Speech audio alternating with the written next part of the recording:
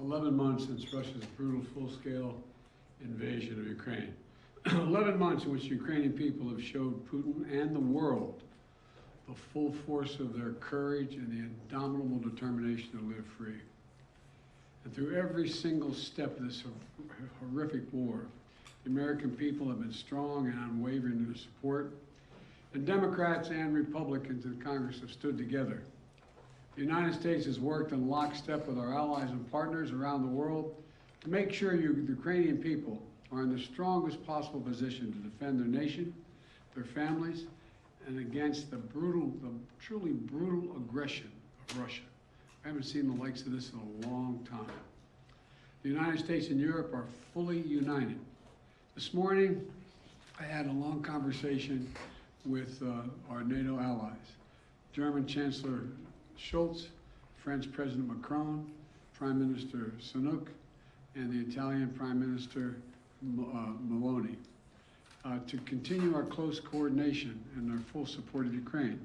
Because you all know, I've been saying this for a long time, the expectation on the part of Russia is we're going to break up. We're not going to stay united, but we are fully, thoroughly, totally united. With spring approaching, Ukrainian forces are working to defend the territory they hold and preparing for additional counteroffensives. To liberate their land, they need to be able to counter Russia's evolving tactics and strategy on the battlefield in the very near term. They need to improve their ability to maneuver in open terrain, and they need an enduring capability to deter and defend against Russian aggression over the long term. The Secretary of State and the Secretary of the military behind me they've been deeply involved in this whole effort. Armored capability, as General Austin will tell you, has been critical.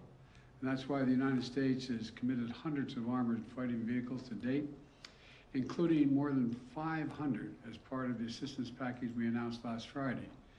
And today I'm announcing that the United States will be sending 31 Abrams tanks to Ukraine, the equivalent of 1 Ukrainian battalion. Secretary Austin has recommended this step because it will enhance the Ukraine's capacity to defend its territory and achieve its strategic objectives. The Abrams tanks are the most capable tanks in the world. They're also extremely complex to operate and maintain. So we're also giving Ukraine the parts and equipment necessary to effectively sustain these tanks on the battlefield. When we'll begin to train the Ukrainian troops on these issues of sustainment, logistics, and maintenance as soon as possible. Delivering these tanks to the field is going to take time. Time that we'll use to make sure the Ukrainians are fully prepared to integrate the Abrams tanks into their defenses. We're also closely coordinated this announcement with our allies. The American contribution will be joined by an additional announcement, including that will be readily available and more easily integrated for use in the battlefield in the coming weeks and months from other countries.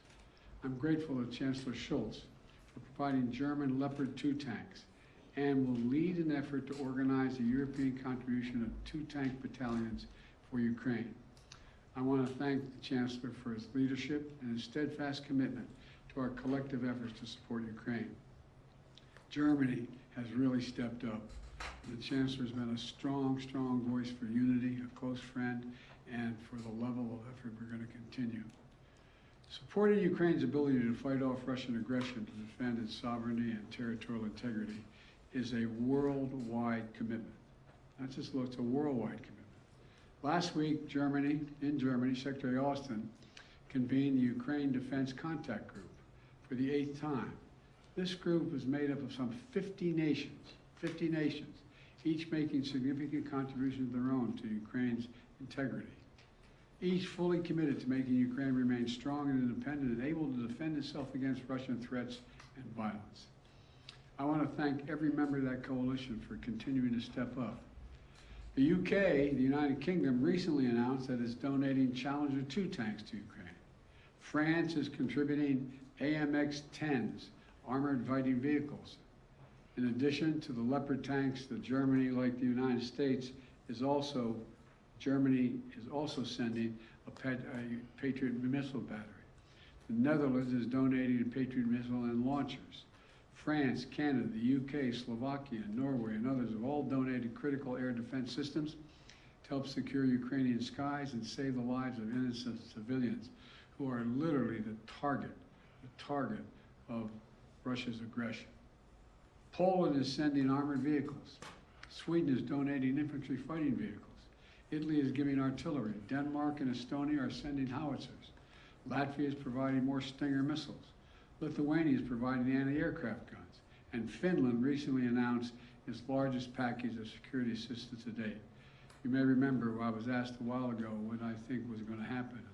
And I said, I let Putin know. He thought that he's going to end up with the Finlandization of Europe. Well, he's got the NATOization of Finland. He's gotten something that he never intended. Together with our allies and partners, we've sent more than 3,000 armored vehicles, more than 8,000 artillery systems, more than 2 million rounds of artillery ammunition, and more than 50 advanced multi-launch rocket systems, anti-ship and air defense systems, all to help counter Ukraine's brutal aggression that's happening because of Russia. And look, today's announcement builds on the hard work and commitment from countries around the world, led by the United States of America, to help Ukraine defend its sovereignty and its territorial integrity. That's what this is about, helping Ukraine defend and protect Ukrainian land. It is not an offensive threat to Russia. There is no offensive threat to Russia. If Russian troops return to Russia, they'll be there where they belong. This war would be over today. That's what we all want, an end to this war in just and lasting terms. You know, our teams do not permit one nation. We're not going to allow one nation to steal a neighbor's territory by force. Our terms that preserve Ukraine's sovereignty and territorial integrity and honor the UN Charter. They're the terms we're working on. And you know, these are the terms we all signed up for and 143 nations voted for in the United Nations General Assembly last October. So, the United States, standing shoulder to shoulder with allies and partners, is going to continue to do all we can to support Ukraine. Putin expected Europe and the United States to weaken our resolve. He expected our support for Ukraine to crumble with time. He was wrong. He was wrong. And he was wrong from the beginning, and he continues to be wrong. We are united. America is united, and so is the world. And we approach the one-year mark, as we do, of the Russian full-scale invasion of Ukraine. We remain united and determined as ever in our conviction and our cause. These tanks are further evidence of our enduring, unflagging commitment to Ukraine and our confidence in the skill of the Ukrainian forces. As I told President Zelensky when he was here, and today's his birthday, by the way, in December, we're with you for as long as it takes, Mr. President. Ukrainians are fighting an age-old battle against aggression and domination. It's a battle Americans have fought proudly, time and again. And it's a battle we're going to make sure the Ukrainians are well equipped to fight as well. This is about freedom. Freedom for Ukraine. Freedom everywhere. It's about the kind of world we want to live in, the world we want to leave to our children. So may God protect the brave Ukrainian defenders of their country and keep the flame of liberty burning bravely as we can. Thank you. Mr. President, why are you taking this decision now? Did Germany force you to change your mind on sending tanks? Germany didn't force me to change your mind. We wanted to make sure we were all together. That's what we're going to do all along. And that's what we're doing right now. Thank you. Mr. President, any response to the Pence disclosures of classified documents? Sir, are the searches of your homes completed? Mr. President, when is Jeff Zients starting as your next chief of staff? Will you search for Hobit?